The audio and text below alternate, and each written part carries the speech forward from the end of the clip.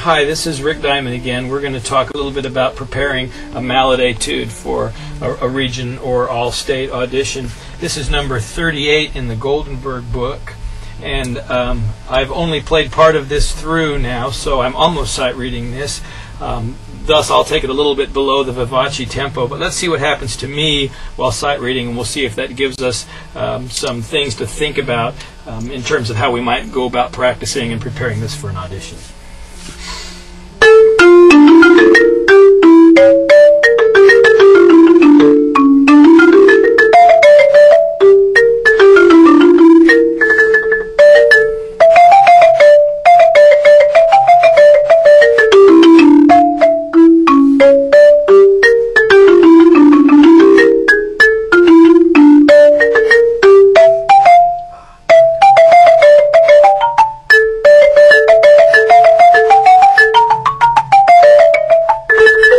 Place to stop because I recently made a few mistakes. The first problem I had was with a downward scalar run, something that I shouldn't actually have a problem with because I play a lot of scales and practice a lot of scales when I'm practicing. That would be in the middle of the third line here, starting on the high G.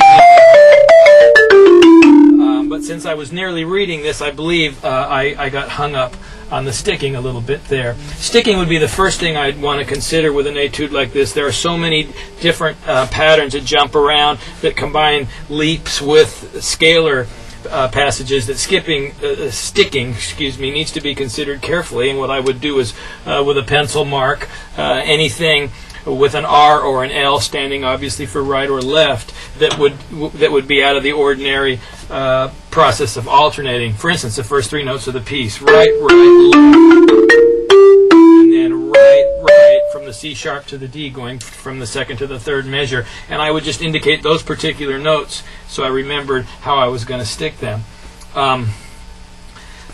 Let's see. There's some obvious sticking patterns. The last two measures of the third line: left, right, right, left, right, right, and then alternating from there. I remember when I was reading this a minute ago, I sort of got in a jam, and I took like 3 or 4 rights in a row because I was trying to get through it without stopping. I believe that happened in about the 5th line down on that pattern. Whatever sticking is selected, you certainly want to be on the right hand in the second measure.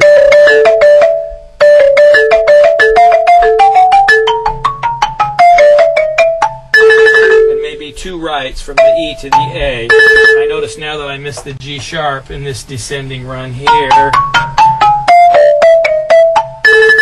because that's an odd melodic sort of a pattern. But now that I played a little slower and I'm able to look at every single note, I see that I missed that before. I guess what I'm saying is if you take some time to plan your sticking out carefully, then you won't have things happen like what happened to me before in the 5th line, where I did something like this: right, right, right, right, just because I could see what was coming, and I knew I needed to be on my right hand at a particular time. Probably after I worked out all my stickings, and the next thing I would do would be what a lot of people refer to as chunking. I'd take little chunks and practice the chunks to try to get them to be executed with flow. And as the piece is in mostly longer phrases, 4 or 8 measure phrases, I'd try to make the chunks that big. For instance, at the beginning.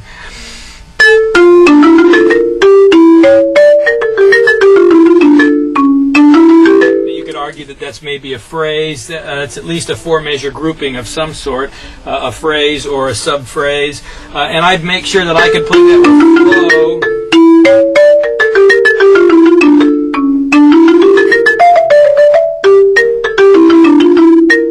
Now, obviously, I'm having more trouble with the second 4 measures, and so I'd work that some, and then try to execute the first 8 measures and consider that a large chunk. And then I'd attack the whole piece the same way, gradually try to work it up to tempo.